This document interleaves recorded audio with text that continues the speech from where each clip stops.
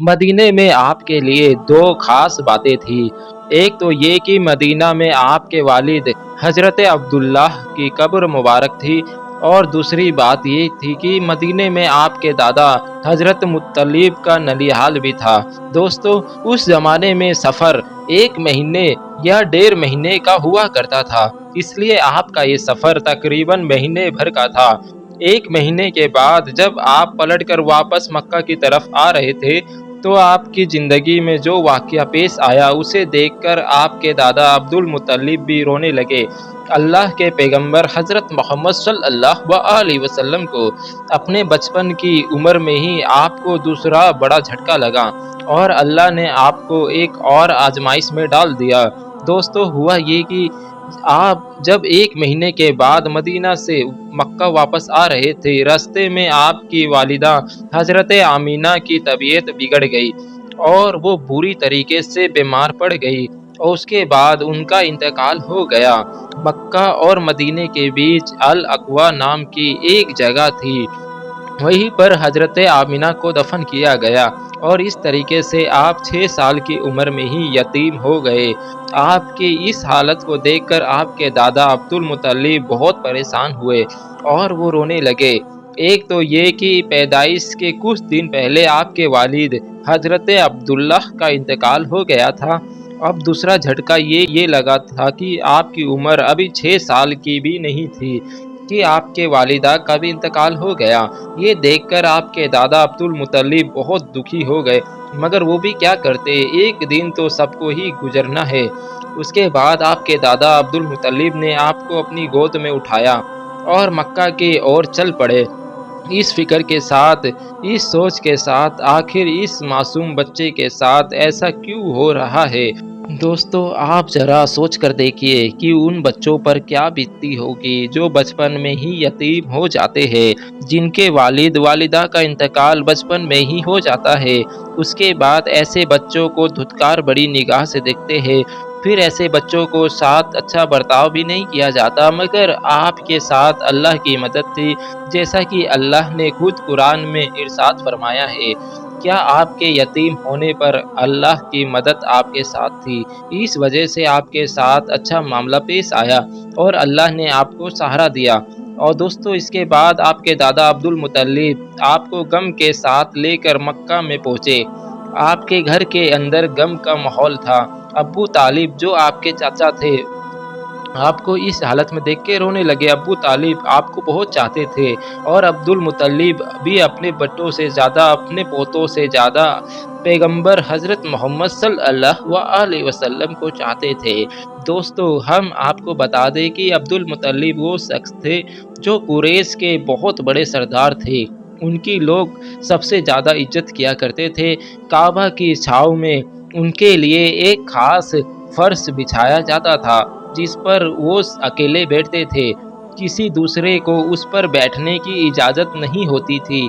अल्लाह के पैगंबर हज़रत मोहम्मद सल्लल्लाहु अलैहि वसल्लम अभी छोटे थे, खेलते-खेलते वहाँ पर आ जाया करते थे, और उस पर आकर बैठ जाया करते थे, और हज़रत अब्दुल मुत्तलिब के साथी आगे आते ताकि उनको उठाकर उनको अलग बैठा दिया जाए, लेकिन अब्दुल मुत्तलिब उनको रोक दिया करते थे और कहते थे, ये मेरा पोता है और इसे बैठने दो।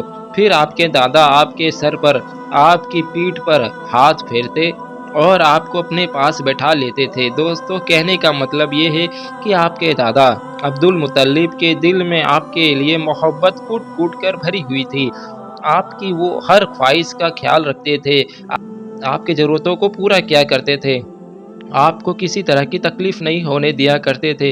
वो हमेशा अपने साथ रखते, अपने साथ में घुमाते-फिराते और हमेशा आपको खुश रखते। दोस्तों, ऐसा करते-करते दिन बीतते चले गए और आपकी उम्र मुबारक 8 साल की हो गई। मगर सोचिए, अल्लाह के नबी ने कैसी-कैसी आज़माइशों से गुज़र कर अपनी ज़िंदगी का सफ़र पूरा किया। अब आपकी उम्र मुबारक 8 साल 2 महीने 10 दिन की हुई। एक दिन अचानक दादा अब्दुल मुत्तलिब का भी इंतकाल हो गया। मरते वक़्त आपके दादा आपकी परवरिश का ज़िम्मा अब्बू तालिब को सौंप दिया। अब्बू तालिब आपके सगे चाचा थे, दोस्तों सोचो जरा, उस बच्चे पर क्या गुजरती होगी जिसका बचपन में ना तो माँ का साथ होता है और ना ही बाप का साथ होता है। एक दादा का सहारा होता है, वो भी चला जाता है। उसके बाद आपकी परवरिश का जिम्मा आपके चाचा अबू तालिब उठाते हैं। दोस्तों उसके बाद अबू तालिब ने आपको सहारा दिया, आपकी हर तरह से हिफाजत करी, आपकी दुश्मनों से, तलवार से, हर तरह से आपको महफूज रखा और आखिर सांस तक आपकी मदद करते रहे। हालांकि अबू तालिब पैसे वाले नहीं थे, फिर भी आपको किसी भी बात की कमी महसूस नहीं होने दी। आप जिस भी चीज़ की ख्वाहिश करते थे, आप पूरी कर दिया करते थे। मेरे दोस्तों उसके बाद दिन बीतते चले गए। अब्बू तालिब जब भी किसी सफ़र पर जाते तो आप हज़रत मोहम्मद सल्लल्लाहु अलैहि वसल्लम को अपने साथ लेकर जाते, क्योंकि उस ज़माने में सफ़र बहुत लंबा हुआ करता था। 1 डेढ़ महीने का सफ़र हुआ करता था। अब्बू तालिब नहीं चाहते थे कि ये मासूम सा बच्चा, जिसके ना वालिद ना वालिदा का सहारा है, ना कोई दादा का सहारा है, उसको किसी और के भरोसे छोड़ कर जाऊँ और उसे तकलीफ़ हो। दोस्तों एक बार अबू तालिब अपने काफ़िले के साथ मुल्क शाम की तिजारत के लिए रवाना हो रहे थे। याद रखिए पहले अरब में जो लोग थे, ख़ासकर कुरैश के लोगों का स्पॉट का बिज़नेस हुआ करता था, यानी कि वो एक जगह से सामान खरीदते थे और दूसरे जगह पर ले जाकर उसको बेच दिया करते थे। इस तरीके से वो लोग सामान खरीदते और बेचते थे। इसी काम के सिलसिले में अबू तालिब अब काफ़िले के साथ मुल्क शाम निकले। साथ में आपने हज़रत मोहम्मद सल्लल्लाहु अलैहि वसल्लम को भी ले लिया और आपको एक ऊँटनी पर सवार कर दिया। अबू तालिब का जब ये काफ़िला मुल्क शाम के बॉर्डर पर पहुँचा तो रात हो चुकी थी। इसलिए उन्होंने वहीं पर अपना पड़ाव डाला ताकि वो वहीं पर रात गुज़ार सके और अपनी थकान दूर कर सके। दोस्तों हम आपको बता दें उस ज़माने में राहिब हुआ करते थे, जो एक जगह से दूसरी जगह पैदल जाया करते थे। उस ज़माने में एक ईसाई राहिब था, यानी कि क्रिश्चियन राहिब था, जो लोगों की रहनुमाई करता था। वो कभी अपने घर से बाहर नहीं निकलता था, यानी कि वो हमेशा अपने घर के अंदर रहा करता था। जब उसको मालूम चला कि उनके सामने किसी ने पड़ाव डाला है, तो वो दौड़ता हुआ उनके पास आया और पैगंबर हज़रत मोहम्मद सल्लल्लाहु अलैहि वसल्लम को ले लिया और अब्बू तालिब से कहने लगा, ये बच्चा सारी दुनिया का सरदार बनकर आया है। उसकी ये बात सुनकर अब्बू तालिब हैरान हुए और पूछने लगे, तुम्हें कैसे पता? तुमको किसने बताया ये बच्चा सारी दुनिया का सरदार बनकर आया है? उस राहिब ने कहा, जब तुम उस घाटी से इस घाटी में आ चुके थे, तो इस घाटी में ऐसा कोई भी दरख्त पत्थर नहीं था जो इसको देखकर ना झुका हो, और पत्थर और दरख्त सिर्फ उन्हीं लोगों के आगे झुकता है जिसको अल्लाह अपना पैगंबर बनाकर भेजता है।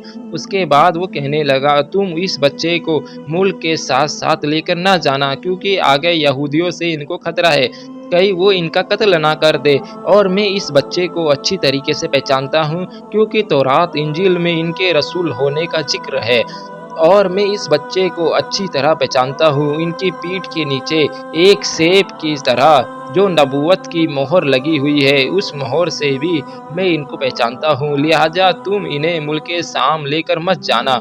दोस्तों अब अबू तालिब को उस राहिब की बात पर यकीन आ चुका था, वो जो कह रहा है वो बिल्कुल सच कह रहा है। उसके बाद अब्बू तालिब ने किसी शख्स के ज़रिए से पैगंबर हज़रत मोहम्मद सल्लल्लाहु अलैहि वसल्लम को वापस मक्का पहुँचा दिए, क्योंकि अब्बू तालिब को अब ये मालूम हो चुका था कि ये जो बच्चा है, ये कोई मामूली बच्चा नहीं है, ये बच्चा ख़ास मर्तबे वाला बच्चा है। उसके बाद अब्बू तालिब आपकी परवरिश और आपकी हिफाजत के मामले में और ज़्यादा चौकन्ने हो गए और आपकी हर तरीके से हिफाजत करने लगे। उसके बाद जब आप जवान हुए, तो आप सल्लल्लाहु अलैहि वसल्लम की सच्चाई और ईमानदारी को देखकर एक बार हज़रत खदीजा रज़ी अल्लाह तआला अन्हा ने अपना माल देकर मुल्क शाम तिजारत के लिए भेजा और साथ में अपने एक गुलाम को भी लगा दिया। अल्लाह के फज़ल करम से तिजारत में बहुत फ़ायदा हुआ। हज़रत खदीजा की गुलाम, जिनका नाम मसीरा था, उन्होंने आपकी ईमानदारी और अच्छे अखलाक की खूब तारीफ़ करी। ये देखकर हज़रत खदीजा आपकी तरफ माइल हुई, यानी कि हज़रत खदीजा आप सल्लल्लाहु अलैहि वसल्लम से बहुत प्रभावित हुई اور اس کے بعد پیغمبر محمد صلی اللہ علیہ وسلم کو نکاح کرنے کا پیغام بھیجا۔ دوستو، ہم آپ کو بتا دیں کہ حضرت خدیجہ رضی اللہ تعالی عنہ عرب میں ایک کامیاب بزنس وومن تھی، اور اپنے بیپار سے ہوئی کمائی سے حضرت خدیجہ غریب، اناتھ، بیدوا اور بیماروں میں تقسیم کیا کرتی تھی۔ انہوں نے ان گنت غریب لڑکیوں کی شادی کا خرچہ بھی اٹھایا تھا، اور وہ ایک بےحد نیک اور سب کی مدد کرنے والی عورت کے روپ میں اسلام میں نہیں بلکہ پوری دنیا کے اتہاس میں ان کا بڑا یوگدان رہا ہے۔ یعنی کہ حضرت خدیجہ ہمیشہ غریب لوگوں کی اناج اور کپڑوں سے مدد کیا کرتی تھی۔ حضرت خدیجہ مورتیوں میں وشواس نہیں کرتی تھی اور نہ ہی ان کی پوجا کرتی تھی۔ دوستو، ہم آپ کو یہ بھی بتا دیں کہ حضرت خدیجہ کی پیغمبر محمد صلی اللہ علیہ وسلم کے ساتھ شادی ہونے سے پہلے 2 شادیاں ہو چکی تھیں، اور ان کے اپنے پہلے دونوں شوہروں سے بچے بھی تھے۔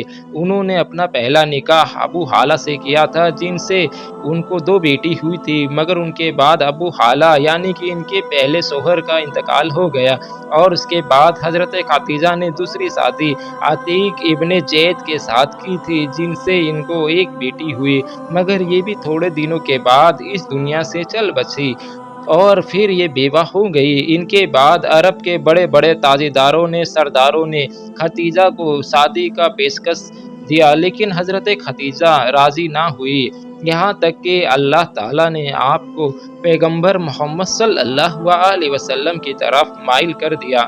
دوستو، اس کے بعد حضرت خدیجہ نے پیغمبر محمد صلی اللہ علیہ وسلم کی ایمانداری اور تجارتی سفر کو دیکھ کر تیسرے نکاح کا پیغام آپ نے خود ہی اپنے ایک خاص سہیلی جس کا نام نفیسہ تھا، اس کے ذریعے سے آپ نے پیغمبر محمد صلی اللہ علیہ وسلم کے پاس نکاح کا پیغام بھیجا۔